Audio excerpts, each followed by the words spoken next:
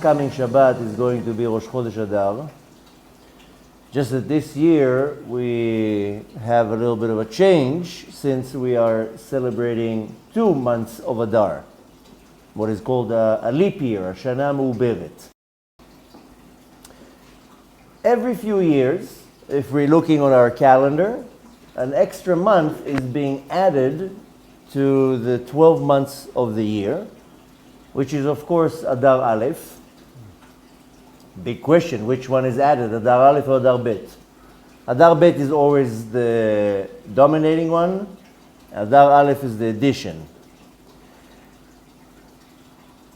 On a regular year, Adar, when there's only one Adar, then there's no additions and there's no issue.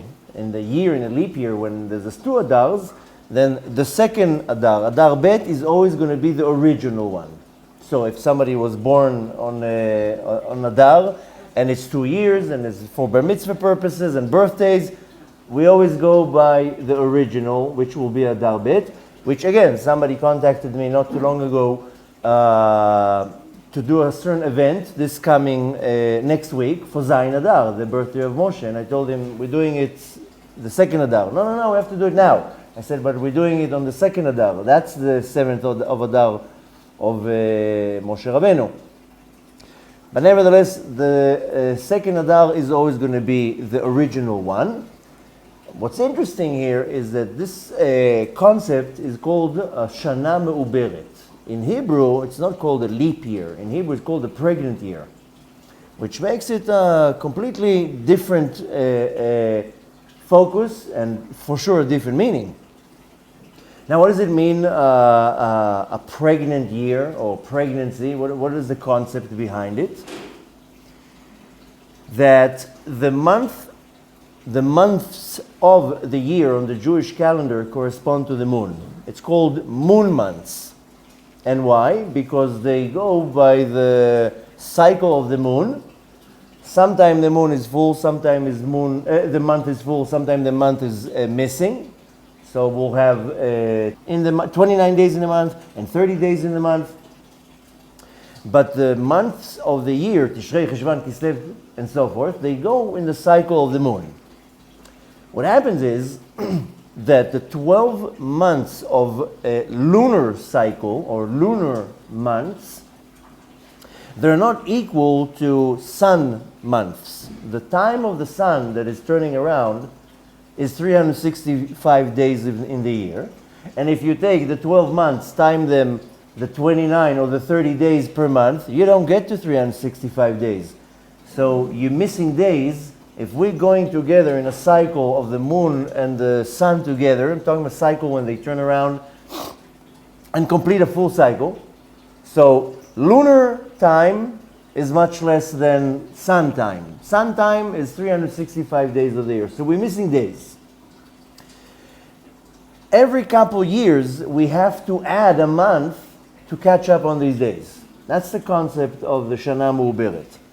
And filling the missing days. Because if you calculate it with a calculator or with your head or whatever, it doesn't matter, and you'll do the calculation in a year of the full months and the missing months, 29 days and 30 days, you're not going to get to 365 days in the year.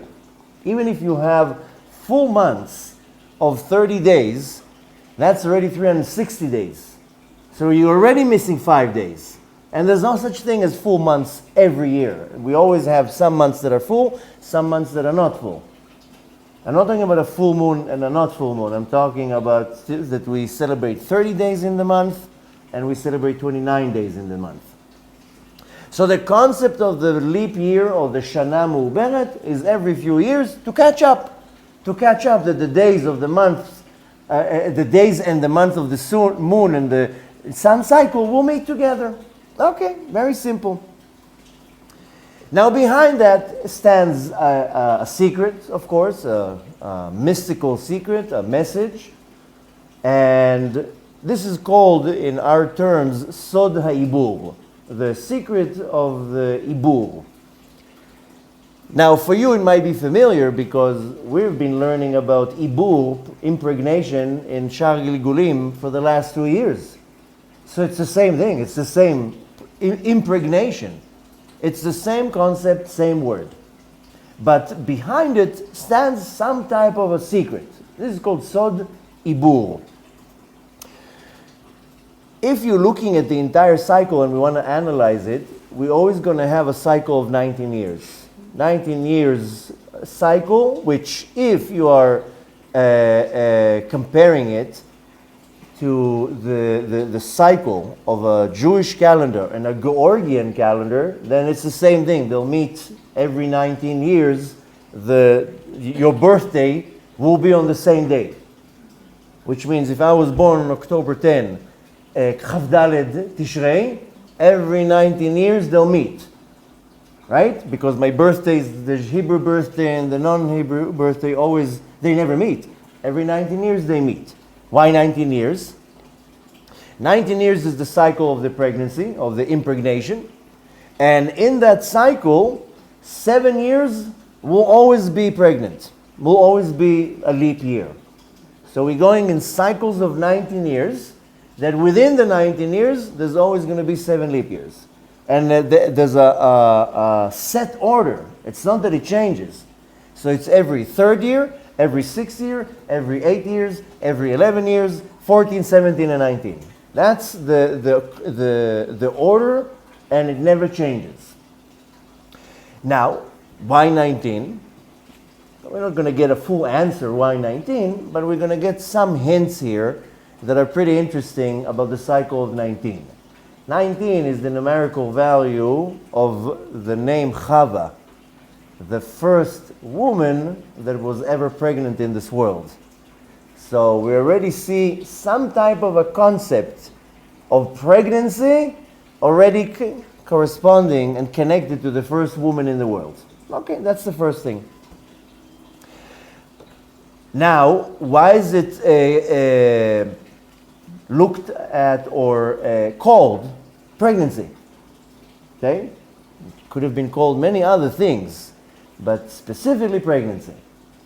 So the year of the moon and the year of the sun, they're not together, but when they meet, like a man and a woman, then there's pregnancy. So there's some type of ibur, an impregnation, when the moon and the sun meet together. Beyond that comes even a more interesting question. Out of nowhere, we're getting another month. Now, if you've been following me, and I'm sure some other teachers online, or you learn yourself, when we learn about the months in the last decade, they always explain for every month there's a certain energy, a certain sign from the zodiac, corresponding to one of the tribes, corresponding to one of the senses, and a letter that creates the month through the Sefer Yetzirah. I mean, so many things that are set for each month, and we know that each month is a total different, colorful entity. So I don't know where we're getting a 13th month. Now comes up all the questions. How are we suddenly adding this addition that seems completely not in order? And now what's going to happen? Is Adar Aleph created with the same letter that what Sefer Yetzirah says that Adar Bet is created? Which tribe? What's the sense? So something's like kind of stuck in between, out of nowhere. We don't do anything much different on a leap year, just that we have another month. The concept is a little bit unclear. So we need to find out what's behind the Adar Aleph. Because this coming Saturday, on this Shabbat, is Rosh Chodesh Adar. Now it's not the Rosh Chodesh Adar, because the second Adar is always the original. So the Rosh Chodesh Adar of Adar Bet this year, which will be in a month, that's the dominating Rosh Chodesh. So this Rosh Chodesh is, I wouldn't say less, different. And then I have a whole month of an additional month, like an additional creation. What's standing behind it? Okay, I understand the lunar and sun cycle, but must be something a little bit more deeper than that. So, first of all, as I have taught many times, and many you already know, the teachings of the Book of Formation, the Sefer Yetzirah, or the Book of Creation, some people who are different, it says that every month was created with a certain letter. A letter of the Jewish alphabet, which of course we know are spiritual tools of the Master of the Universe for revealing a certain type of light. Here, the letter Kuf was used, and it was created, and it created the month of Adar. So again, we see here another interesting hint, because if you're counting on the alphabet, the letter Kuf, what number is it on the alphabet? 19? If we're already stuck on the 19, then might as well be stuck on the 19 the whole way. So the letter Kuf that created the month of Adar happens to be the 19th letter on the alphabet if you count it. Now, we do know that, and again, based on the teachings of Sefer Yetzirah, that the emotion, the sense of the month of Adar is laughter.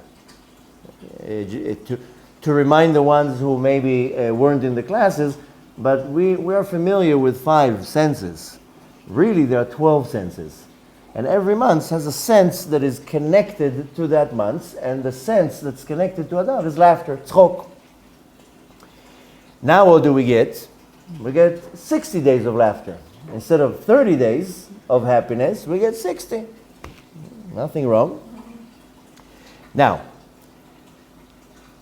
if we're going 1 month back to the month of Shvat, the letter that was used to create the month of Shvat is the letter Tzadik. Okay? Every month has a letter.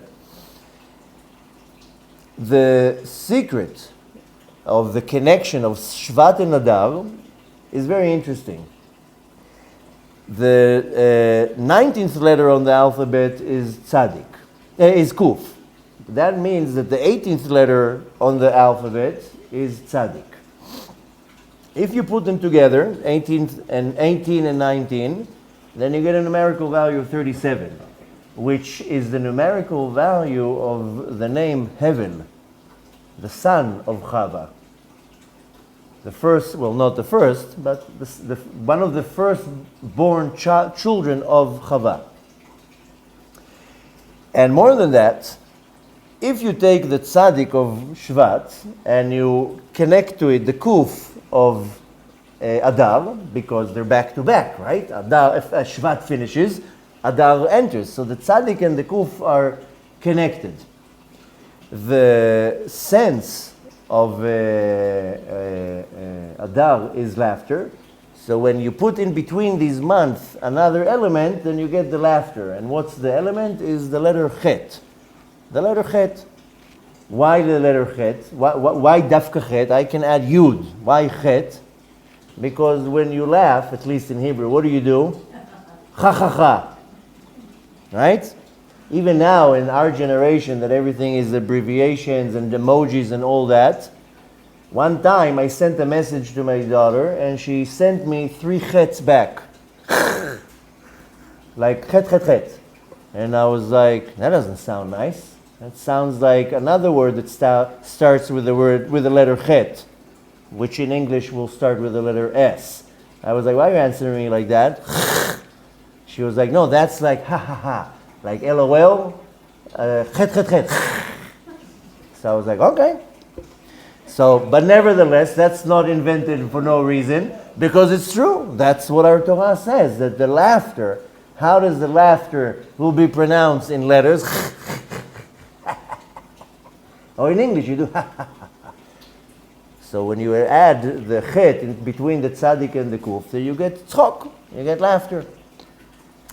So laughter is good. Everything is great to laugh. I know we all like laughing. That's why I try to be not so serious most of the time. Like I mentioned many, many times, people have an image of me based on what they see on the camera. They don't know I'm a completely different person. On the camera, I'm serious. I have to be serious. We're talking about Torah. And we're talking about the end of mankind and all these things. But really, I'm a shtutnik, you know, and that's what you call it in Hebrew. I like laughing. Laughing is very good. I go out of bad situations with laughing. because there's something very powerful with laughter. So, lucky for us, now we have 2 months of laughter. The problem is that most people go after the laughter that is called hevel. Laughter that is empty. It's not real laughter. It's all that laughing chas v'shalom at somebody else. You know, the most watched videos on social media are videos of people falling, crashing, breaking their bones. All these, that's the most popular videos that you'll find on Instagram, TikTok, Facebook. Why? Because people find it funny when other people fall and things happen, and the reality is that people are constantly looking to some type of happiness. Now, if you don't get happiness, true happiness from your soul, then you look for nonsense to give you a quick laugh, to make you happy for 3 seconds, and that's it. So it's not real laughter, or definitely not good laughter. And really the reality is that smartest man in history says clear that laughter in many times can be negative. Shlomo Melech says in Kohelet, chapter 2, verse 2, of laughter I said, it is mingled and concerning joy. What does this accomplish? So according to Shlomo HaMelech, this tzchok, this laughter, is not such a good thing. It's not such a good thing. Where do you get a certain example that it's not good? You know, a man, a woman, they work hard, they finish their job at 6, 7 in the evening. That's kind of customary in many, many places in the world. Where do they go? To the bar. To the bar. To get a few drinks and relax and talk, and that's pretty normal in most countries. In Israel, it's not so normal. It's not such a, we don't have an alcoholic attitude in Israel. But in many other places that I lived, that's a normal thing. I lived in Canada, it was a normal thing. I lived in Australia, total normal thing. I lived in Denmark, total normal thing. You finish work, you go to the bar. You drink 12 beers, come home. Like that. So you can deal with reality. And what do you do in the bar? You laugh. Okay, so that's one example out of many that the laughter can be negative in many times. In our generations, it's less of bars. It's more Netflix and other stuff like that. People come home, glued to a screen, and they need to be entertained by fake shows. So what we need to make a very important point is that laughter is a very important and good thing, but laughter can also be negative. Where do we also see that laughing in the Torah is a negative thing? If you're going to the story of Ishmael and Yitzchak, and if you remember that Ishmael was a bad influence on Yitzchak, and Sarah didn't like that, came to Avraham Avinu and told him, get rid of this woman. Garesh et ha'ama hazot. And what does it say in the Torah? That Ishmael and Yitzchak, Ishmael was metzachek im Yitzchak. Now, when you're reading it, it sounds like, oh great, he was having fun. No. Ishmael was doing illegal, immoral, and bad things, and the Torah called it metzachek im Yitzchak. He's doing jokes. And it's kind of funny, because in the Hebrew, the slang is, when you want to make fun of somebody, or when you're doing something that is, it can be illegal, immoral, or just not the right thing. In Hebrew, it's called lasot tzchokim, to make laughter. Bonus tzchokim, you know, in English, it's you don't hang out with a friend and say, hey, let's make laughter. It won't make sense. In Hebrew, that's how you would say, let's do like mischievous things or bad things. It's called let's do funny things, or let's do tzchok. So the Torah also called the interaction of Yitzchak and Ishmael as tzchok, as laughter, negative. And other places you find it in the Torah, in the golden calf, Chet HaEgel, look in the Torah, it says the same thing. It's calling it tzchok, like when you're making fun of something. So, first red light that you need to understand that not everything that causes you to laugh is healthy and good. In general, laughter is a very important thing. It's important to laugh every day. you do whatever you need to do that you make sure that you laugh. Either you tell yourself jokes or watch a show that makes you laugh or whatever it is. It's extremely important to laugh and to be in a joyful state. And I can tell you already that in all the bad situations that I was ever in, I went out of it with humor and laughter. And I don't need to tell you how many researches and information are out there, how joy and laughter helps a sick person, a person in a bad situation. So laughter is very, very good. But we're now focusing on laughter that is negative. So when I want to acquire, we'll call it now positive laughter, which you can call it joy, you can call it happiness, you can call it however you want. I will choose to call it positive happiness or positive laughter.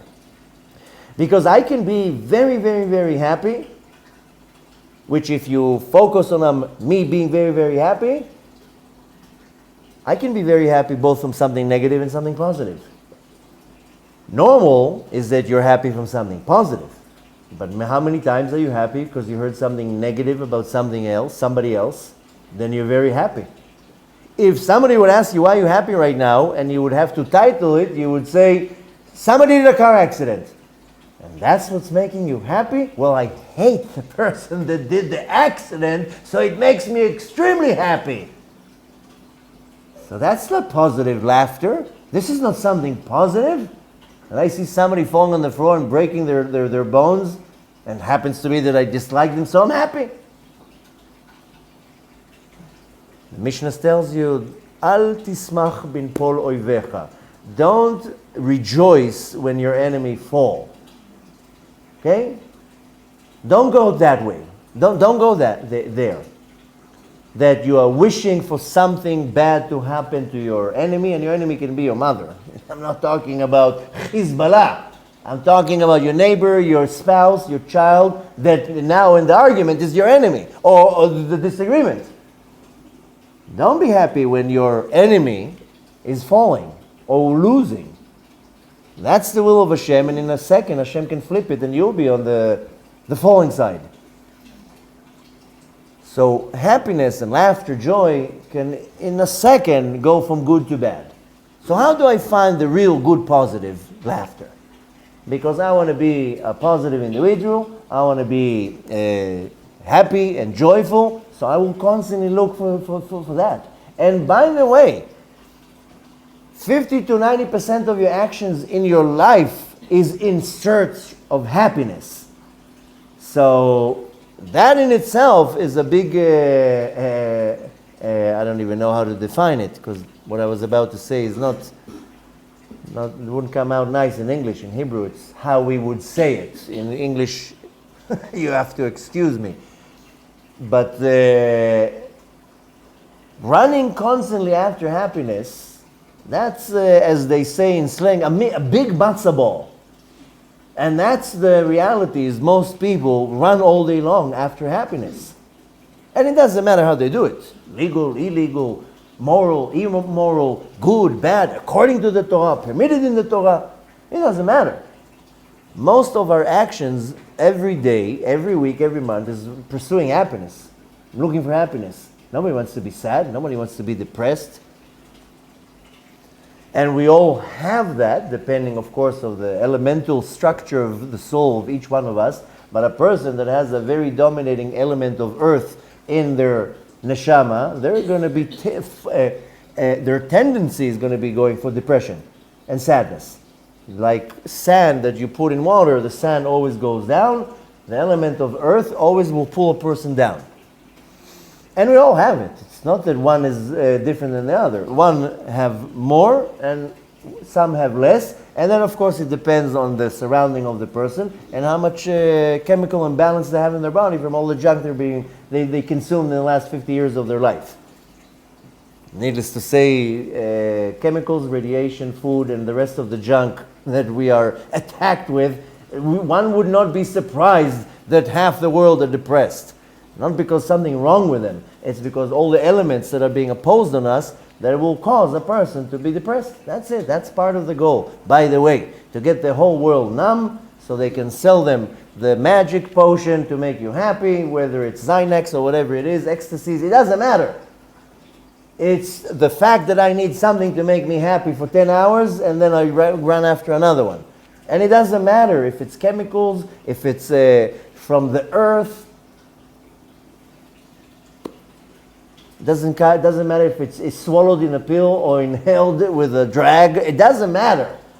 Most people in the world need something to focus themselves in a way of being relaxed, calm, happy, and content. Now, I'm not pointing fingers at anybody and trying to find who's guilty. We're placing a fact that the majority of people are not really happy.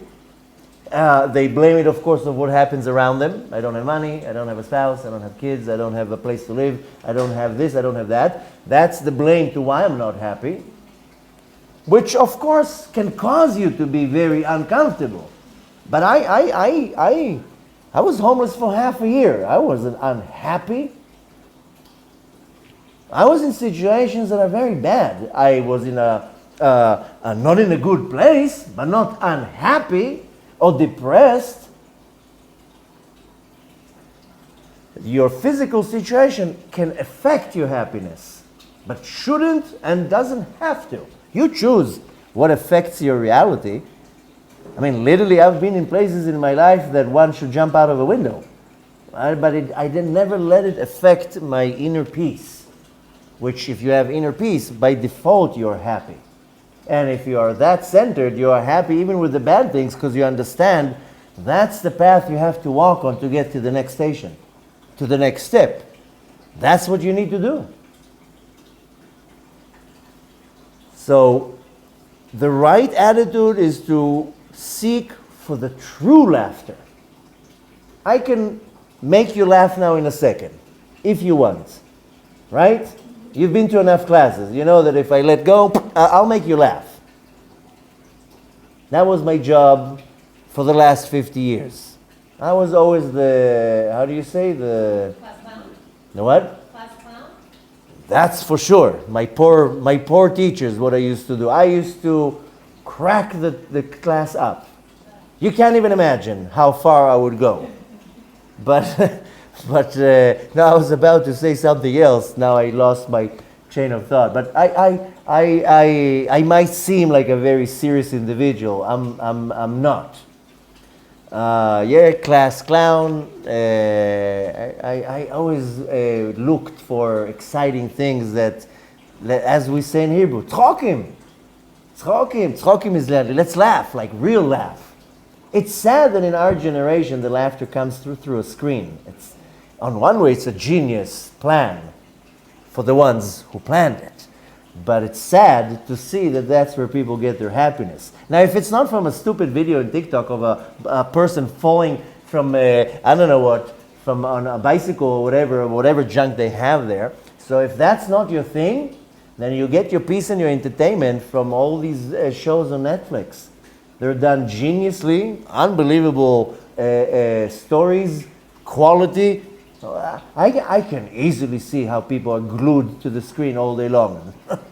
And now, every now and then, I dip my legs in cold water to see what's going on. I see how Netflix can be the center of a life of a person. Needless to say, what junk ideas are being implanted in that person. But nevertheless, so we can continue, one needs to constantly focus on how do I find that positive laughter. If you're sad right now because you got fired, or your boyfriend left you, or you lost money, or whatever it is, some people will go to find their happiness right away to a meal, chocolate, whatever it is. Another person will go to drugs. Another person will go to another woman. Every person will go to where they're getting their fix, so to say. But very few will say, how can I get true happiness so I can forget about the event that just happened? The loss of the money, the loss of a loved one, whatever it is. Where do you go? Then you have to go to the source. And of course the source is the Torah. There's no other way to find the source for anything. So if we're going to the Torah as a source, what is the source of laughter in the Torah? Our forefather Yitzchak. First time that laughter is mentioned in the Torah, Tzchok asa li Yitzchak. Sarah says that in the Torah. Laughter Yitzchak made for me. In his name, 75% of the name is laughter. Tzchok. Move the yud, you have tzchok. So the source of laughter in the Torah is Yitzchak, which is a little bit of an irony because Yitzchak corresponds to Gvura. Yitzchak is midat adin. How is that laughter? I would take it maybe Yaakov or Avram, but Yitzchak is laughter. Yitzchak.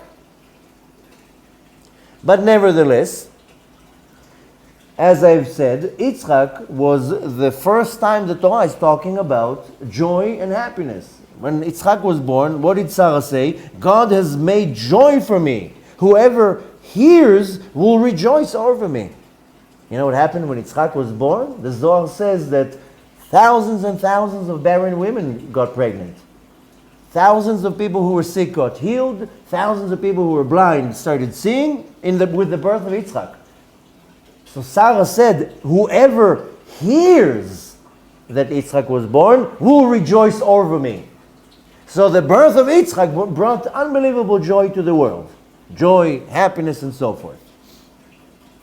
So laughter comes in connection with the first birth of Sarah Imenu, our first matriarch, not Chava, that we already passed that, but the first birth of Sarah. So Sarah is our beginning of our chain, our first matriarch. That's the first birth in the Jewish nation. Okay, let's call it the first birth in the Jewish nation. That's Yitzchak. And to top on that, that's not a regular pregnancy. That's not a 30-year-old woman having a child. That's a 90-year-old woman having a child. Getting pregnant from a 100-year-old man. That's not a regular birth. That's not a regular pregnancy. To a point that Hashem had to make Yitzchak look exactly like Avraham Avinu, that nobody will say that Sarah got pregnant from Elimelech. You remember Sarah was by Elimelech's? Hashem made Yitzchak look exactly like Avram, that nobody will come and say, oh, she was with Elimelech. Yitzchak is the son of Elimelech. So the birth of Yitzchak, beyond nature. It's not a normal birth. Needless to say, the people in the generation who looked up to Avraham Avinu was a celebrity. Everybody looked up to Avraham Avinu. Him having a child was like a celebration of the century. As they say, no such joy. And the reality is that Avraham Avinu did throw a big party. And Avraham Avinu, I'm not joking when I'm saying he was a celebrity. Avraham Avinu, he's already 100 years old. That's after Ukazdim. That's after all the stories. He was already chief rabbi of the world. Yeah, either people liked him or didn't. But everybody liked him. Who wanted to even deal with him? Can you imagine Avraham Avinu going with 317 men and defeating 4 huge armies? Who had the courage to even look in his eyes? So he was literally one of the top leaders of the world. It's almost like you'll ask now anyone in the world, who's the president of the United States? They might laugh a little bit before that, but they'll say Biden. Because he's I was about to say a great leader. No, he's a leader of a great nation. So everybody knows the leader. Happens to be here. It's not so great. But that's the Americans' problems, not my problems. I have enough leaders in this country to deal with. I need to deal with other leaders. But nevertheless, Avraham Avinu was a dominating figure, so the birth of Yitzchak was a massive event. More than that, if you're taking the concept, there is the idea of the joy coming to the mother after birth. And I'm not talking about that she's finally happy she got rid of the overweight cargo. There's a certain joy. Baruch Hashem, I had the merit, the honor to welcome 7 souls to the world. So I always looked at the face of my wife. The relief. I can't even imagine. the relief of having a child coming out stuck in your body for 9 months. Okay, the first few months you don't feel it, but the other half, being stuck with that overweight cargo, bumping into things, can't sleep. It's like you can't even see your feet. And then pushing it out. Baruch atah Hashem shelo asani isha. So, but nevertheless, every time I would look at my wife's face and see joy, like real joy, and she would like stick it into me. She was like, "You'll never feel that joy." And I was like, Baruch atah Hashem shelo asani isha. I don't need to feel this joy. In Hebrew we say, Lo mi uktzech velo mi duvshech. When we're talking about a bee, don't give me your honey and don't give me your sting. Okay? So I don't need this joy. Famous verse in Tehillim that we're going to read on Rosh Chodesh, of explaining us the joy of a mother, is of course chapter 113, what we read in Hallel. Em habanim smecha, hallelujah. Right? He seats barren women of the house as a happy mother of children.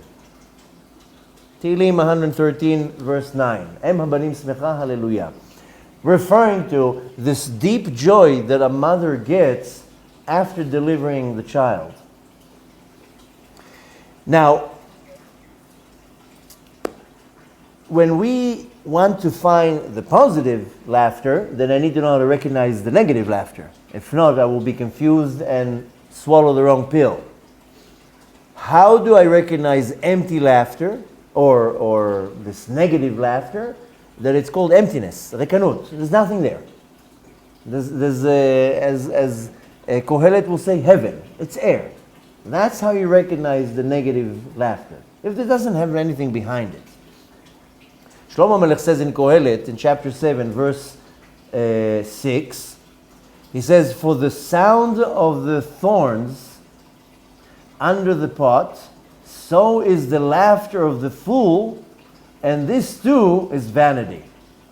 And again, I'm not so crazy about the English. How it's said in Lashon Kodesh is the right way. That this leitzanut, this laughter, is vanity. And if you're looking at most of the things that causes people happiness and joy in this life, is vanity. Is a new handbag for $1,500. Or new shoes for 900 shekels, or whatever it is. There's nothing wrong with buying nice clothes. I also wear nice clothes. But I won't spend five times as much the amount because it has a name on it, or some logo, or something like that. And how many people find their joy and happiness with buying new clothes? And all the accessories that come with that.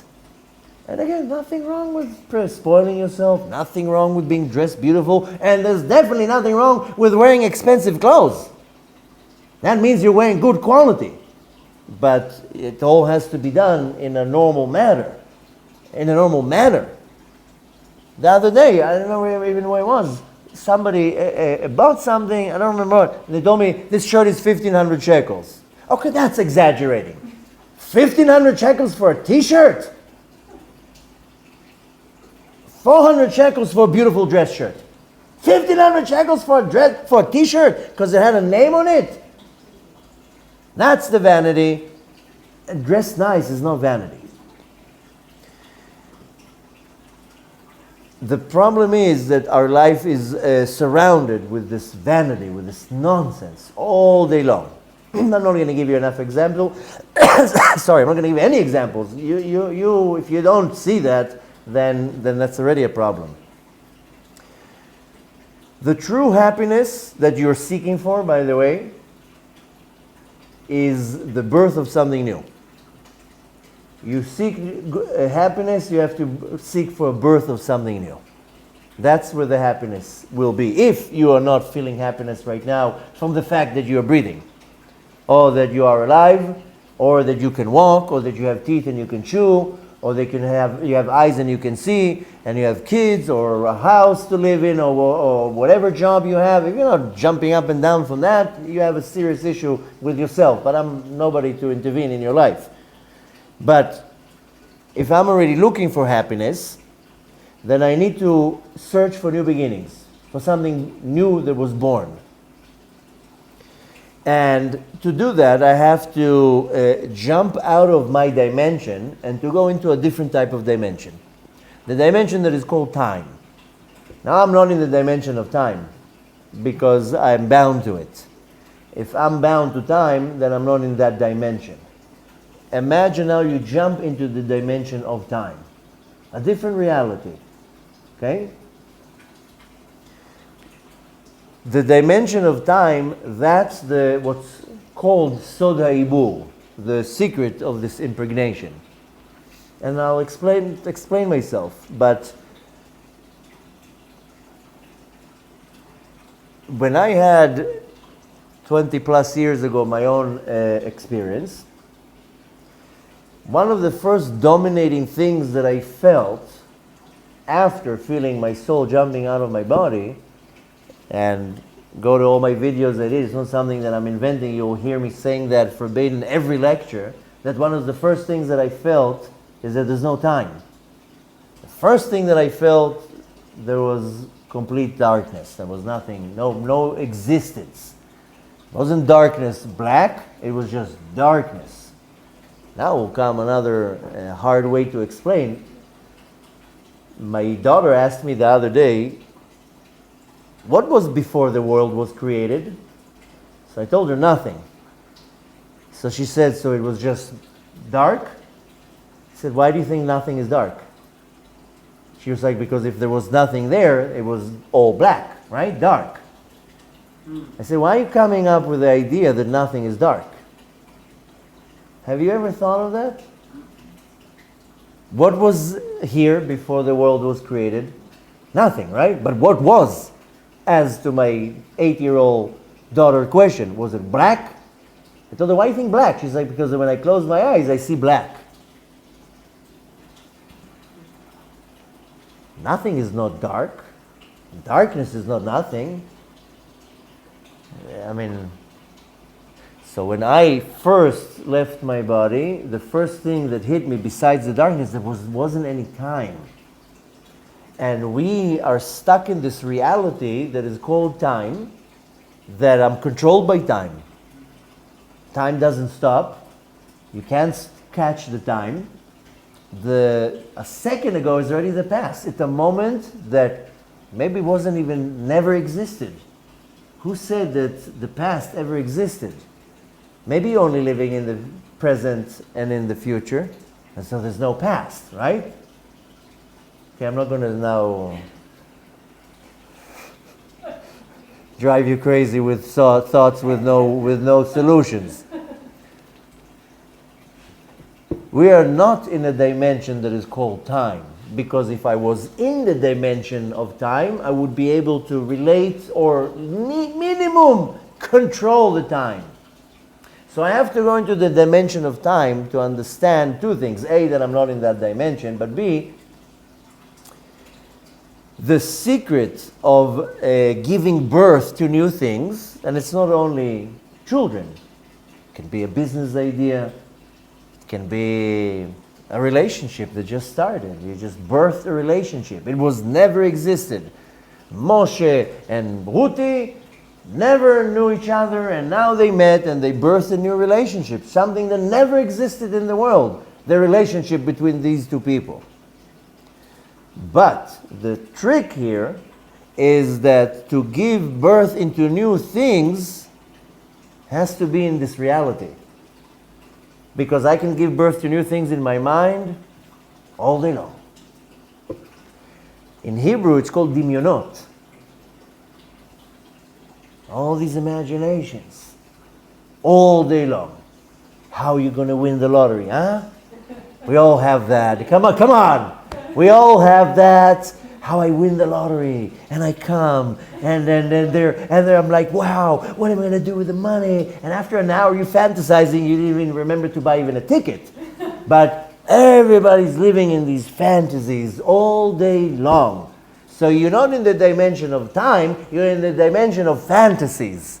And most people live in fantasy land.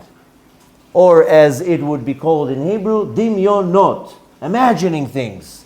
Now you have the imagination of how much you want to be rich, and the beautiful house you want to live in, and the gorgeous husband that is just going to come and sweep you off your legs with that convertible Mercedes. These are the dimyonot shav.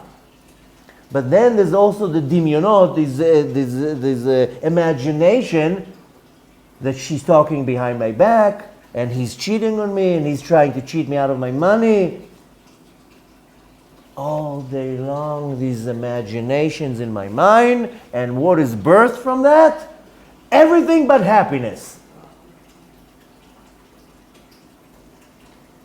So the birthing, to birth something new, has to be in this reality, not in this imaginated reality. Now don't be offended. I'm including myself here too. Most of us imagine things all day long that are not connected to the reality. There's a very fine line when you are a dreamer, when you think of things and you develop them. That's a whole different thing. Everybody made fun of me when I was a little kid. You know that? I'll confess now. It didn't hurt me emotionally, okay? I'm not emotionally broken from that. But everybody laughed at me when I was a kid. You'll never make it, you're not good. You really think you're going to do that? Which I didn't care. Luckily, I have a personality that I don't care what people think. Luckily. But the reality is that almost everything that I did in my life, it doesn't matter from where it came from. It was mocked. Okay? Which is in one way good. It gave me the drive to say, okay, I'll show you. There's nothing here to argue. We'll live and we'll see. So there's nothing wrong to have a dreamy attitude if it's in this reality. That I'm not going into imaginations that will never happen. And when I said I'm including myself, I also imagine in my mind a lot of things. Like you. Most people imagine all day long. When I'm saying imagining, it can be wishes, can be prayers, can be... and I'm saying about wishes about very, very simple things, vanity things, not wishes that I wish now for the redemption to happen. I'm talking about basic day-to-day. I'm jumping into your brain right now and analyzing that we're all thinking all day long of these dimyonot shav. It won't happen. Won't happen. When I was a teenager, I was in love with a beautiful girl, and I used to look at her every day. I never walked up to her. And at some point, I was like, it's not going to happen. She's not going to look at me. I'm not her type. I was only 14. And don't go far with that. But nevertheless, it won't happen. At some point, I understood. It won't happen. Stop dreaming of her. You need to sometimes realize this is a dream or this is an imagination. It won't happen. Pop it. Birth ideas that are healthy.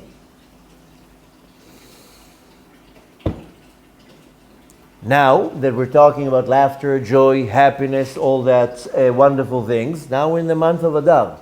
Mi shenichnas Adar, marbim besimcha. They made even a jingle for that. Mishem, Mishem, Mishem, Mishem, Mishem, Mishem. It's a jingle. They wanted to sell something probably. It's a catchy jingle. Mishem, Mishem, Mishem, Mishem, Mishem, Mishem, Mishem. It's not the Russian worker in the bakery, Misha. It's Mishem. But nevertheless, why do I increase in joy? Mishe nichnas Adar. I want to be happy in Kislev. No? The secret of impregnation, or the pregnancy, what's called ibur, is, I'll say it, the secret behind the secret of the pregnancy. And I'm not translating it right. I'm actually translating it, not explaining it. Sod ha'ibur is not the secret of pregnancy. It's the concept behind the impregnation. But let's focus on something here. Sod ha'ibur, the word Sod ha'ibur, Secret of the pregnancy is numerical value of 353. Let's pull out from our hat another word that has the same numerical value, which is simcha. Simcha is happiness, right? I'm sure you heard the name simcha. The word, the name. Sod ha'ibur, numerical value of 353. Same numerical value of the word simcha, joy. And has another interesting numerical value that will shed light on the matter. There is a verse in chapter 25, verse 14 in the book of Tehillim, and the verse goes, "The secret of the Lord is with those who fear Him." Now ignore the English. Let's go to the Holy Language. And the words, and again, I can't translate, so I'll just say the word. Sod Hashem L'Re'av. Okay, I'm sure you're familiar with the verse because we read chapter 25 a lot in Tehillim during our prayers. In the verse there are three words. Sod Hashem L'Re'av. Again, the translation I read, I'll read again. The secret of the Lord is with those who fear Him. Okay, it's kind of close to. But the numerical value of Sod Havaya, Sod Hashem L'Re'av, what do you know? 353. So the secret of pregnancy, which we know is Simcha, how do you get to that? Sod Hashem L'Re'av. And I'll read it again. The secret of the Lord is with those who fear Him. So the secret of the joy is Yirah. And Yitzchak was Midat Adin, Yirah. Joy will come from Yirah, not from anything else.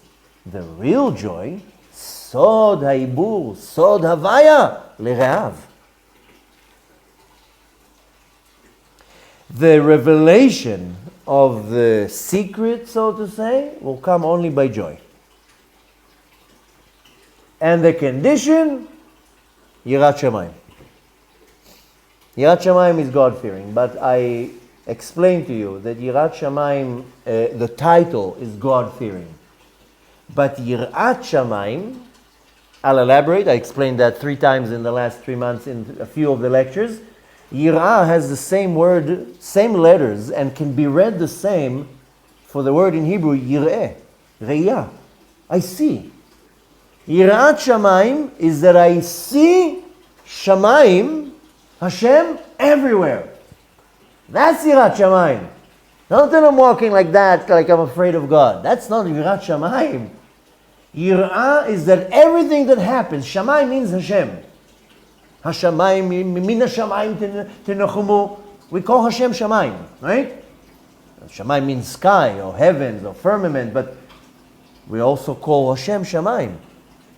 So the secret, the true secret will come only through joy. And to get to that has to be Yirat Shamayim. And erase now the idea that I have to be afraid. Yirat Shamayim is that I see the hand of God in everywhere. That's Yirat Shamayim. Do you see the hand of God in the Holocaust? Okay, if I don't get quick answers, then you have to start asking yourself about your Yirat Shamayim. I'm not afraid of God. I honor God, I respect God. I am afraid. Let's cut to the chase. But Yirat Shamayim is not that I'm afraid of God and I'm not going to say now Lashon Hara because I'm afraid of Gehenom or something. That's a very low level Yirat Shamayim. Yirat Shamayim is that any event that I see that it was the hand of God that did that. Whether it's the Holocaust, 7th of October, the death of my loved one, it doesn't matter. I see that God did it. Not you, and not you. That's the condition to real joy. Now, why is Yirah, fear, which is a direct descendant of Midat Adin, of judgment, why is that going to be the source of happiness? Because the yir'ah guards me from the evil laughter, from the vanity laughter, from the nonsense. That's what guards me. Not anything else. The right fear that I'm applying creates a new space in my soul to just reject this false joy. Just think of the mechanism that the Torah is giving you. Nature, your impulse, is to go to something minute and irrelevant to get your quick fix. Cigarettes, a drug, alcohol, food, sex, it doesn't matter. You need a quick fix. Everyone has their thing. I need to relax. And then, of course, the next level, not a quick fix. Quick fix will be a shot of whiskey. Okay? Or something that will take you 2-3 minutes. A longer relaxation session will be a movie for 2 hours. Or a shopping spree for 5 hours, or a vacation for 3 days. It doesn't matter. The yir'ah, the fear that I have from God, and I'm choosing to say yir'ah. Let's not call it fear right now. Let's call the yir'ah my eyesight.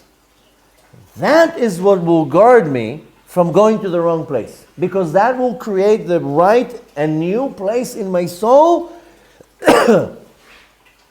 that over there will appear the true happiness. So again, let me do the order again. The revelation of the true secret comes by joy and happiness, which the condition is Yirat Shamayim, that the reaction or the result of my Yirat Shamayim is creating a new place, or the right place in my nefesh, in my being, that when the real true happiness shows, I can see it. Do you understand the fine line here? Because many times false happiness came your way and you accepted and you enjoyed it, a good meal or a good movie or whatever it is, or also a good gossip, by the way. Sometimes talking 20 minutes with your neighbor, you got 20 minutes of juicy information, that's your fix. I'm home, I'm happy now because I just heard that she's getting divorced, he's cheating on her, they're broke. I got my fix. I don't need alcohol or drugs. I just need to hear the suffering of others. So, the true happiness sometimes show up and you don't even give it the time of day. You don't even recognize that that's what's going to give you the happiness. So doing what I just told you will give you the ability that when the true happiness shows, which is the positive happiness coming from the place of Torah, you recognize it. It's kind of a cycle, because that will cause you to also increase your Yirat Shamayim, because you see how Hashem is working on your behalf. Now, let's go one step forward. Before I told you that let's take the month of Shvat and the month of Adar and connect them, so we take the tzaddik of Adar and the tzaddik of Shvat and the kuf of Adar and put them together. So let's take the same concept of a leap year, a pregnant year, and if this is the order, then the month of Shvat gives birth to the month of Adar. This is a term in Kabbalistic teaching that what comes before or precedes the next gave birth to him. So my child came after me, so obviously I gave birth to my child. Well, my wife did the hard work, I just paid the bills. But nevertheless, from me came another generation that's after me. So in most cases, we use the word give birth when something precedes another concept. Like we're learning now Sharei Kedusha, and I keep telling you that every midah births another midah, right? Pride will birth anger and so forth. So in this case, Shvat gives birth to Adar. The energy that funnels from Shvat will roll over to Adar.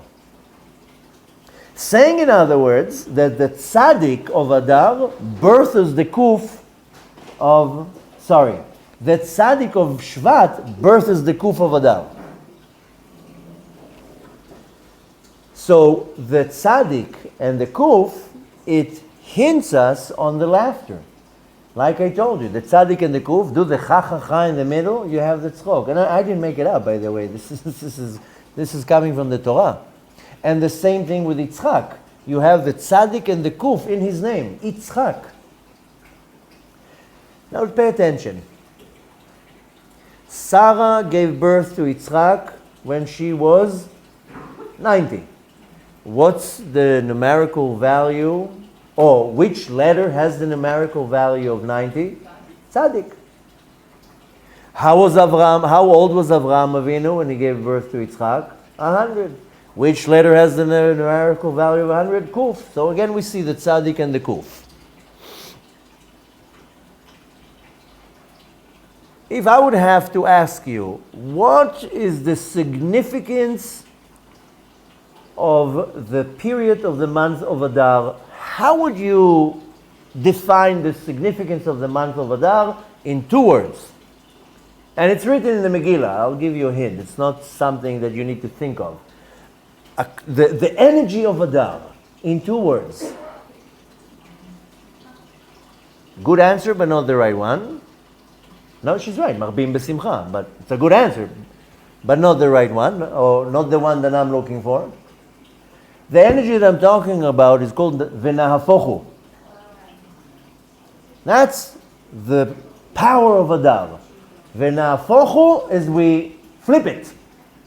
Haman made a lottery that when he should annihilate us, okay, and it fell on Adar. So the entire concept of Purim, why is it called Purim? Because Pur is a lottery. Like they made a lottery. What happened? It says in the script, in the Megillah, Venahafochu, and it got flipped over. So Adar has the energy, the koach, to flip things around. You have an issue that needs to be dealt in a court, do it in Adar.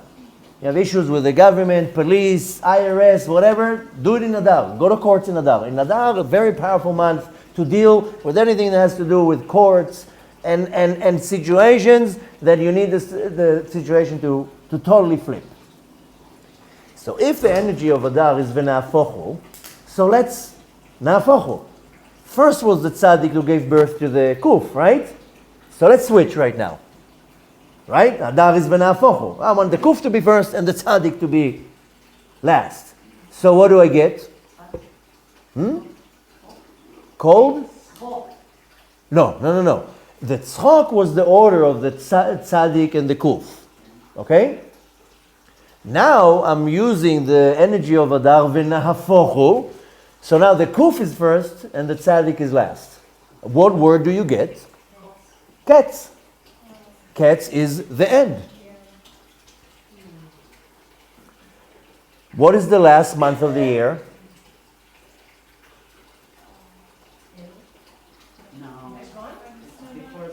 Come on.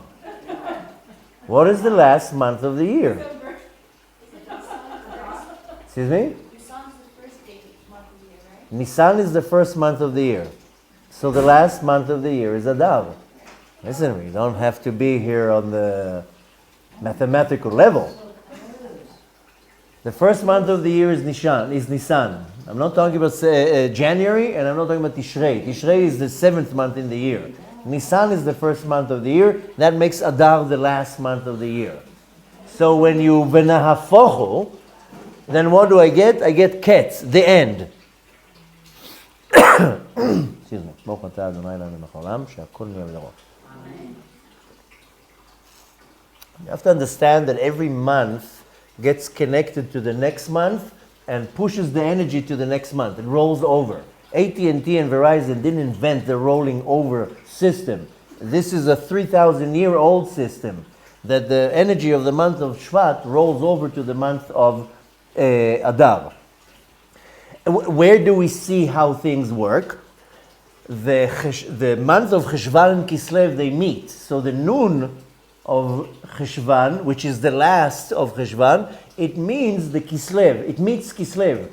Happens to be here. We're not going to explain it in depth, but the noon of Kislev, of Cheshvan, gets attached to the Samech of Kislev, and what do you get?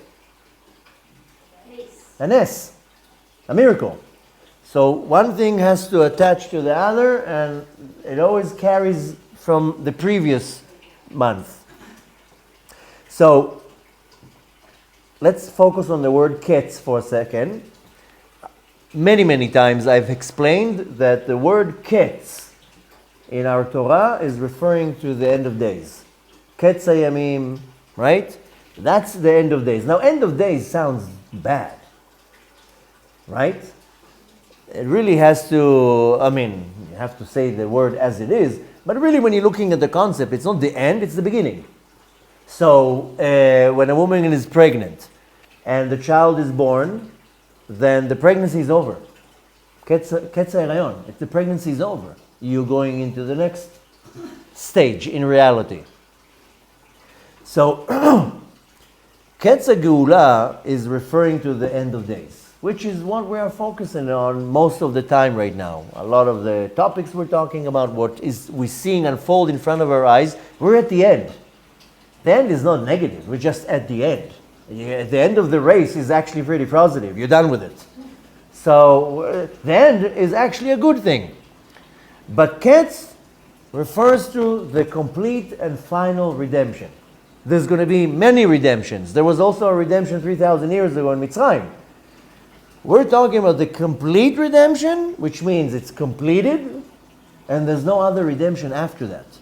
That's what's called Hageula Amitit Ve'Ashlema. The real redemption and complete. It's finished. So, going back to the complete redemption, what's going to happen in the Geula Shlema?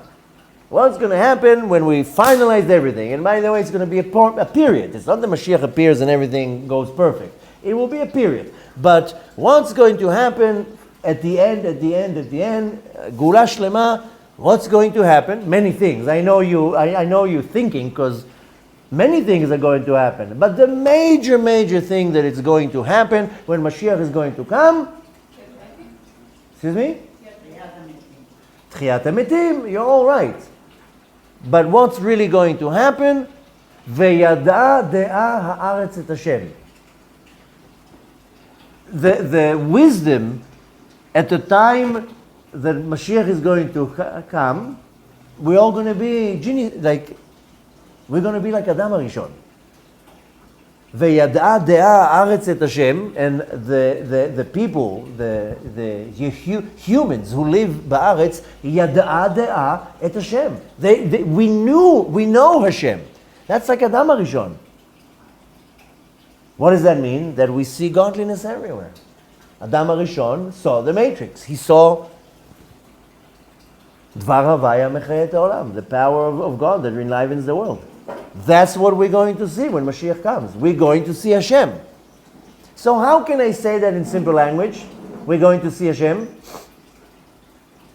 How do I say in simple language, Veyada da'aretz et Hashem kamayim layam mechasim? How do you say that in simple language? All the secrets will be revealed. That's it. That's what's going to happen when Mashiach is going to come. Now, you can say it in a fancy word, Veyada da'aretz et Hashem, or any other way, but the reality is that when the final redemption is going to happen, we are going to be in such a high level of a spiritual being that to advance days of the redemption, we're not going to be eating food. We're not going to be relating with each other how we're relating. We're going to do everything completely different. Torah is going to be our food. We're going to live like Adam and Chava, like it was in Gan Eden. And the most dominating thing is that we're going to see God. We're going to understand God. We're not going to have to see it from the text. We're going to understand everything. That's saying, in other words, all the secrets will be revealed. It says in the book of Daniel, chapter 12, verse 13. Is it also true that it's always going to be Shabbos? That's a different concept, but you are right. The seventh millennium, the world was created for 7,000 years. And after that, it's going to be destroyed. 6,000 years is when the world exists as we know it. And once we hit 7,000, it's going to be 1,000 years of Geula. That's Yom Shekulo Tov. 6 days of the week correspond to 6,000 years of creation, and Shabbat corresponds to the seventh millennium, 1,000 years of Yom Shabbat. Now, it's not that we're going to be sitting around the table and eating Hamin. It's the idea of Shabbaton. No creation, no doing Shabbat Menucha, and so forth. So, what was I saying is that the time of the Geula is Gilui Kol HaSodot. Everything will be revealed. You're going to understand everything. Our mind will be blown away from all the secrets that will be revealed. But let me finalize so we can understand everything behind that. It says in the book of Daniel, in chapter 12, verse 13, "V'ta'amod legoralecha leketz hayamin," and you will rest and rise to your lot at the end of days. End of days, ketz hayamim, always goes to the days of the Geula. So when we have the word ketz, that's referring to the end of days. The end of days, the coming of Mashiach, but the complete redemption, not the beginning, because I can tell you now, Mashiach is already here. The redemption already started. You maybe didn't see the Mashiach yet, but the actions, we're already in the redemption. We're already in the process. The redemption in Egypt took 84 years. So we're in the redemption. When exactly Mashiach is going to come, I don't know. But we're already in the process. Ketz Hayamim, the revelation of all secrets. What's the major secret that we would all want to know is when Mashiach coming. When is the redemption? If you would tell me when it's coming, I will take a deep breath and hold. But if I don't know when, how long do we need to wait? Another 100 years, another 1,000 years. We don't know when Mashiach is coming. If we would have a date, then I would be like, okay, it's coming in 40 years. Let me be efficient, and I don't have to, be under pressure. But nevertheless, is that the main secret of the redemption that we're all looking for and waiting is something very simple. We read it in chapter of Tehillim, 121b, Kuf Kaf Aleph, Az Yemales Chopino. Right? Our mouth will be filled with laughter. Shir Ma'alot B'Shuv Hashem Eshivat Zion, Hayinu Kecholmim, right? We're talking about the return of Hashem to Yerushalayim, to Zion. And then how does it end? Hayinu Kecholmim. Right? We were as dreamers. But what's the bottom line? Az yirbe tzchok pinu. Right? Az yirbe tzchok pinu. Then our mouth will be filled just with laughter. So what, we're just going to be walking stoned all day long? What are you imagining here? That's what I imagined 25 years ago. Az yimale tzchok pinu. We're going to be drunk all day long. Drunk, high, wasted, laughing all day long. Well, what's going to happen? All day long we're going to be laughing. How are you? I'm great. No.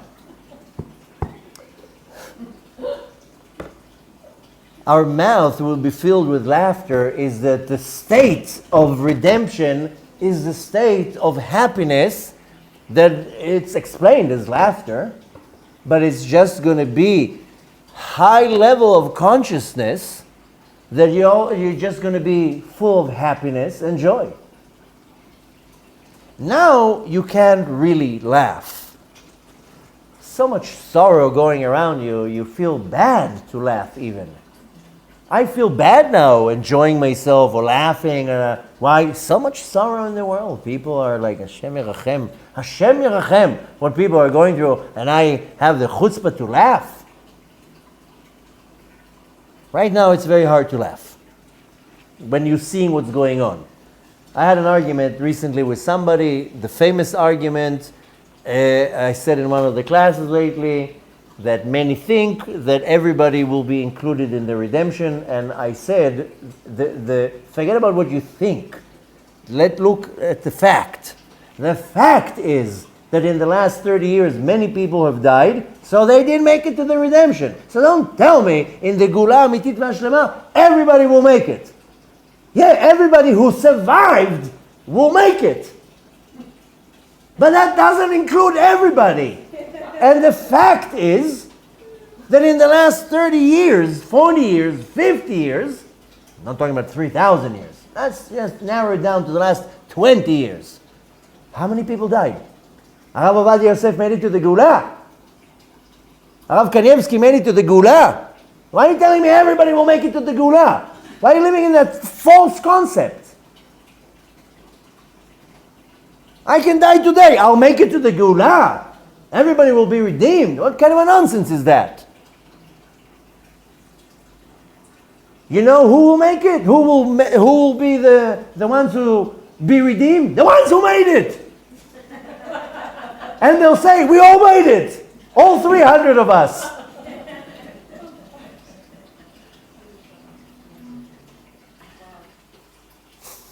That's who's going to make it. The ones who are really going to make it, I read to you from the Zohar a month ago, only the ones who are holding on to Hashem be'emunah. That's it. That's it. You don't need to laugh right now. The real laughter is within. But the ones, if you are asking yourself, who will survive the coming of Mashiach, the turbulence of Acharit Ha'emim, only the ones who hold in emunah to Hashem. That's it. Needless to say, you have a lot of sins, you're going to have an issue. But the test will be is how much you believe in the Kadosh Baruch Hu. But in the meantime, we don't have that. We don't have that ability to laugh right now. We want it, we're looking for it, we're working on it, but right now we're at the end. Interestingly, when it says, Az yemale schok pino, and then we had this argument already many times. I don't want to do that because people, really troll me on my videos when I say that. But the reality is that not everybody's going to make it to the complete redemption. Right? That's the fact. You're waiting for the Gula? You're waiting for the Gula? If Chas v'Shalom, one of us should die soon, can you say he made it to the redemption? No.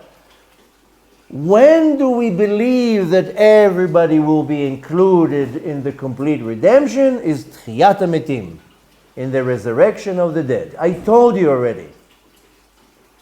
You know who saw the resurrection of the dead while he was alive? Many others, maybe others, but the ones that we know of. Yitzchak Avinu saw Tchiyat HaMetim when he was on the altar about to be a sacrifice. The Torah says that later on Yitzchak was blind. One of the commentaries says that while he was on the altar, the heavens opened and the tears of the angels went on his eyes and made him blind. That's one of the commentaries. Another commentary is that the wives of Esav, they used to do idol worship, they used to burn incense and all sorts of stuff like that, and that made him blind, that they shouldn't see what they're doing. But Yitzchak saw the Tchiyat HaMetim at the time of the Akedat Yitzchak. Why Dafka Yitzchak? Because Yitzchak has in his name two letters, Tzadik and Kuf, which we just did the Nafochu, the Ketz, But he also has another two letters, Yud and a Chet. If you take these four letters, you form two words, Ketz Chai. What does it mean, Ketz Chai? That the laughter we're going to understand only b'Tchiyat HaMetim. In Tchiyat HaMetim you're going to understand everything. You're going to understand why the Holocaust happened and why September. I said September, so I'll throw September 11 on it, or October 7, or January 2nd, or March 13. I know you're asking yourself, March 13? I just invented a date. Okay? Now we don't understand nothing. I don't understand why my brother, my partner, my fellow Jew can stab me in my back. I don't understand that. I do not understand that. I do not understand a lot of things, which drives me crazy. And when it drives me crazy, it takes me off my focus of what I need to do. Learn Torah, do mitzvot, be nice to other people. Don't try to figure out things right now. You won't figure it out. Az yemales chokpino. Then you're going to understand. To conclude, every month has a corresponding tribe. What with Adar Aleph? What's the corresponding tribe to Adar Aleph? The corresponding tribe to the month of Adar Aleph is the tribe of Levi. Levi Yitzchak von Berdichev explains that Adar Aleph is Shevet Levi, and the tribe of Levi, they are known for their talent in music, in singing, in playing. And in order to be a good singer or a good musician, you need one basic thing. If you don't have that, you won't make it. What is that thing that you need? Soul, you said? Well, that's we all need a soul. But what does a good musician need? I'll ask you differently. If you don't have that, you can't be a musician. Thank you very much. Rhythm. No rhythm, you're not a musician. Musicians are known to have rhythm. Good rhythm. To have a good rhythm, that's a talent. That's a very special talent. To have the right rhythm. Now, having the right rhythm in music, that's important. But having the right rhythm in your life, then you really surpass most people. If you're able to have the right rhythm in your life. You know when to dance, when to stop, when to laugh, when to be serious. Interestingly, rhythm in Hebrew is called ketzev. Ketzev, if you take the root of the word ketzev, means to cut. Like a butcher, it's called katzav. Ketzev, the root of the word ketzev is to cut and to separate by measure. But nevertheless, we add a segol instead of a patach, so it's ketzev, not katzav. Ketzev is rhythm.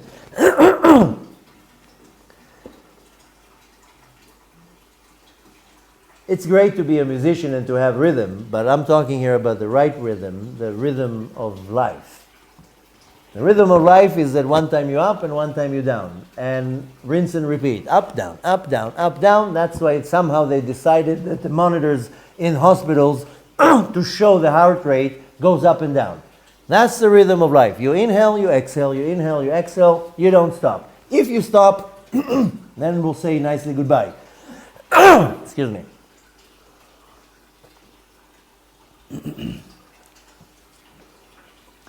Shvat and Adar, we said it's Kuf and a Tzadik, the Ketz. Two Adarim, we have two Adarim right now. How do you say two in Hebrew? Bet, right? Shtaim is not correct. Two is bet. So I have a Kuf and a Tzadik of Shvat and Adar. Now I have two Adars. What do I get with a Kuf, a Tzadik, and a bet? Ketzev. I get the right rhythm. Right? You need to get to the right rhythm. Most people, how do you call that thing in English? I don't know the word in English. That does tick, tick, tick, tick, tick, tick. Metronome. The rocking is. How? I don't know English. Metronome is. Metronome? Yeah. Okay. It's the same? Oh, yeah. Same? Okay. I didn't know. You need to find the metronome of your life. The tick, tick, tick, tick. I have to maintain my inner rhythm, and that's a system in my soul that my soul knows how to choose the right thing in the right time. That's called da'at nechona. And that's the secret of Adar Aleph. The month that comes to visit us every 3-4 years has the ability to give you the right rhythm, to put you in a place that you have a mechanism in your soul, tick tock, right, wrong, right, wrong. A system and a mechanism that makes you understand and gives you the tools how to choose in the right time the right thing. And that's the rhythm. This is called da'at nechona, the right da'at. That's not the right thing to do right now. That's midat adin. When and how much do I stop you or myself? And da'at nechona, da'at, if you want to translate it, is knowledge. But da'at, I would choose more to say consciousness. So you have the right consciousness. And that guides you to the right actions and to the right midot. So when you want to summarize everything into one concept, then Adar Aleph, with everything that I just explained to you, is now an opportunity that comes every 2-3 years, depending on the cycle, that when I will apply the request of Adar, that would be the result. What is the request or the order or the commandment of Adar? It's not a commandment. It's not even a request. It's a recommendation. Mishenichnas Adar, marbim besimcha. You have to increase in joy. But not in Netflix and TikTok and all that stuff. The real happiness. So how do you get to the real happiness if we go backwards in everything that I just said? I want the marbot besimcha. When we just said that the happiness is the yir'ah, is the fear of Hashem. And not me being afraid, is me seeing the hand of Hashem in everything in my life. And when you apply that, if you reverse engineer what I just told you, then that's what you will get. True happiness. And da'at nechona. Your consciousness is right, which would lead to the right actions and the right midot. 1 month in a year can cause so much change. So what is required to do? The increase in happiness. And doesn't mean put music and dance. That's nice. It's very nice to put music and dance. That's not you increasing happiness in the month of Adar. I see the happiness in the month of Adar is not through music or through some substance or some party. That's not increasing happiness. I will reverse engineer what I just told you. I will go to the yir'ah, because the yir'ah is what's going to birth the true happiness. Why? Because I choose the right thing at the right time, and I lead my life to bring myself to the complete and the final redemption. So enjoy this powerful month. Double rejoice on Rosh Chodesh, because you're going into a very powerful month. Happens to be that this year is going to fall on Shabbat, Rosh Chodesh on Shabbat. Woo! Double the power. Like I told you, that when we have the Tzaddik of Shvat, and we have the Kuf of Adar, but we have 2 Adarim, so we have the Bet, the 2, then I have Ketzev. And with that Ketzev, with that rhythm, then I know how to enjoy and to benefit from the energy of Adar Aleph, that is a rare energy for us to be acquainted to. So take advantage of that. What to do and how to do, Baruch Hashem, we'll learn next week a few more things. But now at least you have the understanding of the rhythm of how this month works and why Adar is that special and why Adar Aleph is so special. Because usually Adar Aleph doesn't get any of the credit. All the celebrations are pushed to Adar Bet. If it's a birthday, bar mitzvah, whatever it is, it will be pushed to Adar Bet. The celebration of the birth and death day of Moshe Rabbeinu is not celebrated next week on Zayin Adar Aleph. We do something small. Zayin Adar Bet. So the Adar Aleph, that extra push that we get, that's the month that you can really focus your yirah on the Kadosh Baruch Hu. And the practical practice is that you just need to get used to that everything that you see is the hand of God, good or bad. The good is easy to see. Search in the bad. How can it be that in the bad, the hand of God is in there? And when you find the reason of God why He did it, whether it's clear or not, or whether you find it or not, then you understand that this bad is not bad. It's part of the system. It's part of the process. Then you can keep a true smiling face on your expression, even if bad things happen. And like I told you, I got out of the most hardest situations in my life through happiness and joy and laughter, understanding. That's what Hashem wants from me right now. Right now, Hashem wants me to be ill, poor, sick, single, whatever He wants. I'm not happy with that. But that's what Hashem wants right now. That's the diet that I have to go through. That's the medicine to cure me from my junk. Then I should be happy that Hashem is designing for me the exact way for me to clear myself from my poisons. So we'll conclude with the famous state, the Shemichnas Adar, Mishenichnas Adar Marbim Besimcha. So Bezrat Hashem, I would say, even in the month of Shvat, start increase in joy and understand that Hashem has our back. Everything is going according to plan. Let Hashem do His thing. You sit back and relax and just enjoy the show.